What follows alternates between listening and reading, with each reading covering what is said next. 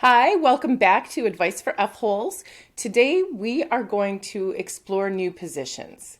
There are so many positions on a string instrument that why just stay with the first one? There are so many more to explore. So pour yourself a glass of a nice Spanish red, very appealing, or maybe some grape juice if that's more your vibe, and tighten up your G strings because we're going to talk about positions in this week's episode. Welcome to Advice for F-Holes. I am so excited to talk to you about all things strings. We're going to talk to teachers, we're going to talk to performers, we're going to talk to learners of string instruments so that we can figure some of this shit out together. Because playing a string instrument is not always easy, and sometimes it's vaguely inappropriate. So what we're going to do is we're going to take a topic each week, we're going to pull it apart, and I'm going to say what I need to say, and then you're going to comment, and hopefully we'll figure some of this stuff out together.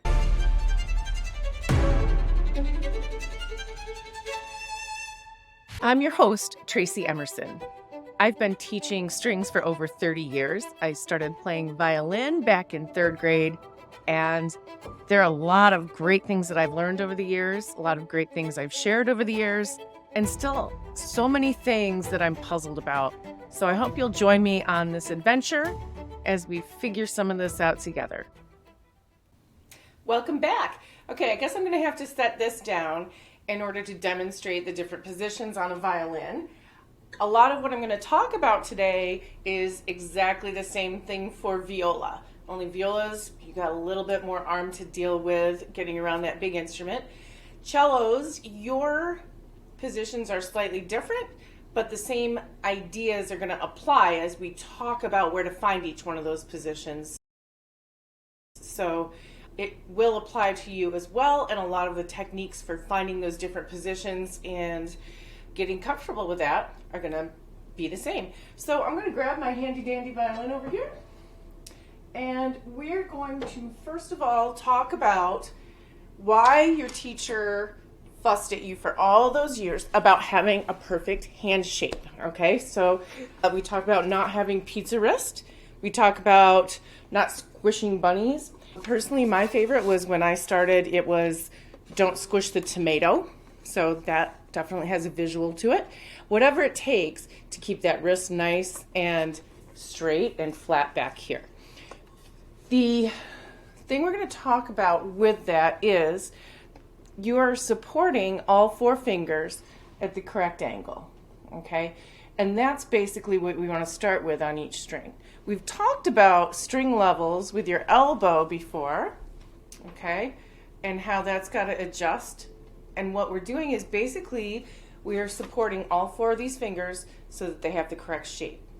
Alrighty, so if we start in first position, which is where y'all have been starting from, we're going to take a look at where the pinky lies. So if the pinky's here and we have our nice round box fingers, it's supported by that straight wrist. All right, so if I'm not supporting that, it's going to look something like this, or I'm going to overextend it. Okay, so what you want to do is see that that shape continues all the way around, nice and relaxed. Okay, so first position is the first new letter name on your string. So we're going to talk A string, for example. This would be A on violin, but on viola it works for you, cello works for you, bass it works for you as well. The first new letter name is going to be B. Your next new letter name is C. So that would be second position if you locate your index finger, your first finger, if you relocate it to where C would go. That also applies to C sharp, two letter names, B, C sharp. Okay, so that's one good way to kind of identify which position we're talking about. So we're going to get more into the jive of what they're all called, how many positions there might be. There are so many after a while, you just stop counting. The important thing to keep in mind as we do this is to just get comfortable being in these various places on your instrument. So for example, I'm going to take my instrument and hold it up nicely, and I'm going to actually grab my violin up here, support my pinky, and see where everything else needs to line up. So instead of trying to get here and stretch and do all these pronations that really aren't the correct way, just start with pinky, 4, 3, 2, 1. Then where does your thumb need to go to balance that? Okay, nice and relaxed. Are they round? Does it look the same as it did in first position? Okay. Now, as I pull it back, I'm going to make sure that my thumb is traveling with that. It's all the same thing. It's all one unit. Okay? And you might notice that your elbow is going to be significantly more underneath your instrument, more in front of you actually than behind, because it needs to support that hand shape and that arm shape. So that's one way to kind of figure out what that's going to look like from the top to the bottom of your fingerboard. Now, another way that I like to explore the different positions is I like to think about it guitar style, because then you can actually see where your fingers are, what they're doing, and it also gives you a chance to work that same idea with your elbow and your hand shape without having to feel like you're a contortionist when you're first getting the idea here. So we're going to take a moment and talk about A string. So if my anchor finger is on A string and the note B, that's going to be first position. Okay, so 1's there, you're all set. If I go to C, then I'm in second position. And what I do is I make sure my thumb and my whole hand shape is in the same kind of vibe as we started from. It's all the same thing, we just relocate it. And then here comes our favorite, third position. So when you put your 1 on the third alphabet note, B, C, D, that comes on that string, that's where most of us explore our next position, including basses if you're using the traditional essential elements and all of those school-related materials. So the reason we do that on violin in particular is because it looks a lot the same as first position when we're reading notes. There's still line notes on your 1s and your 3s and space notes on your 2s and your 4s. So again, if you're in guitar style, your 1's going to be where third finger would go. Okay, it's going to be on the note D if you're on A string. And notice my hand shape is the same. Okay, so then where would fourth be? You got it, B, C, D, E, where your fourth note would be. And again, I want you to notice that my thumb is traveling along with the rest of my hand. All right, so that would be fourth position. And then we've got fifth position, and sixth position, and seventh position, and eighth position. All right, so one way to just explore where all those different positions are is in guitar style, start with your first finger, and then slide up the whole hand, a half step to C, another half step to C sharp, another half step to D, another half step to D sharp, so that's still third position.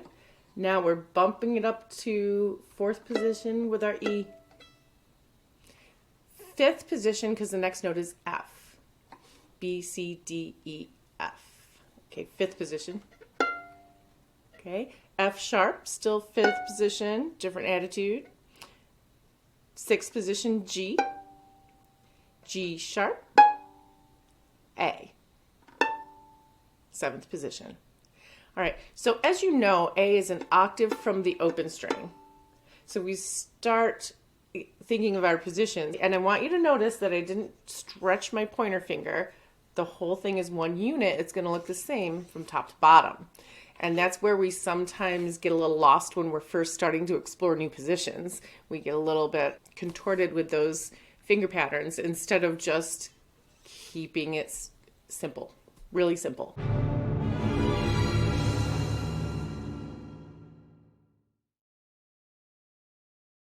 So on violin, I tend to teach the E string first.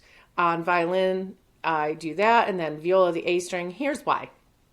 When you're learning positions, it can be confusing when you're reading a note that you used to know as this, and now it's this and what string am I on? I'm so confused, and which finger am I using? So I find that when you start with your highest string, you kind of run out of notes at that point, and the new notes past that are going to be new, so they're not going to have that whole confusion to you. So like, for example, when we replace our E string, first finger, we're used to seeing that with third finger as our note. That's an A. Now we put 1 there, and that's an A. 2 is B.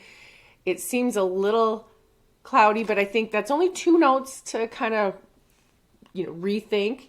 And then 3 is going to be C. Well, that's a new note. So third finger for C. Cool. That's easy. Fourth finger, D. So starting on that string is kind of a great way to go. And if you're a violist, those new notes past the E on the A string are new for you.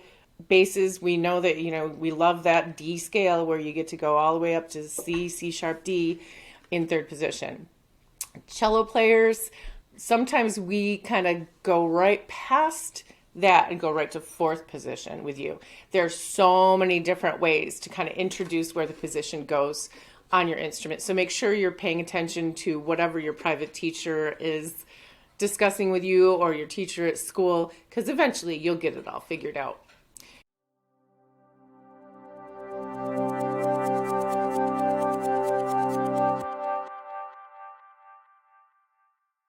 Okay, now we're going to talk really quickly about what it should sound like in each position. So each position is going to change up that math that we've got going on with this instrument here.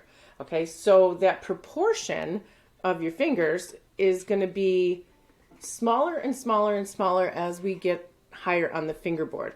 All the half and whole steps are going to get a little bit tighter. So that's something to think about and start training yourself on before you worry about what note am I playing. Okay, so a great kind of exercise to do is just play hot cross buns using 3, 2, 1 whole steps. I'm going to grab my bow and we're going to try that out. So I'm going to do that in plain old first position on my E string. Okay, so I'm going to start with A sharp, it would be. So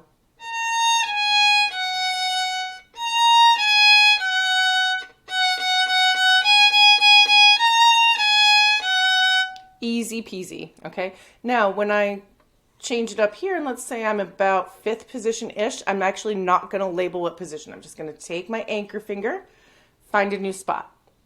Okay, so those of you with perfect pitch, I don't know what note that's going to be. It could be spot on, and it could really bother your ears a bit. Sorry about that. So that's my 1, my whole step to 2, my whole step to 3. Now we're going to see what we've got. Okay, and again, I put them closer together. I have that same hand shape.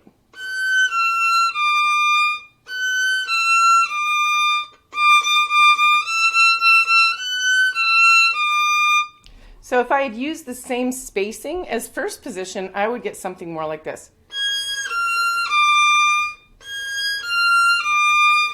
So I want you to make sure that you're listening as you work your way around the fingerboard. Play around with it so that you can see, how far do I need to spread out those fingers, or how much more do I need to compress them in order to get that in tune. So way up here, it's going to feel like my fingers are in half steps.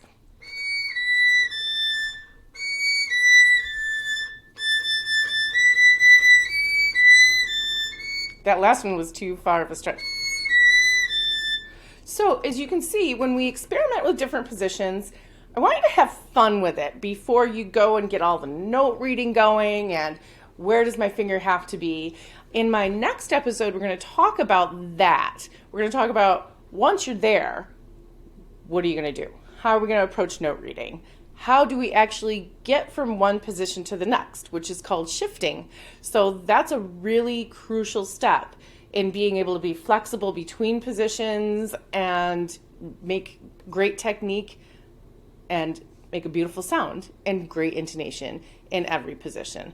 So I hope that you've enjoyed this introduction to positions. Please tune in next time because we will be talking about the next step in the game. So enjoy your hot cross buns. Maybe try out some Twinkle Twinkle Little Star on a couple of strings. Really play around with position and all shapes and sizes. Thanks. See you next time.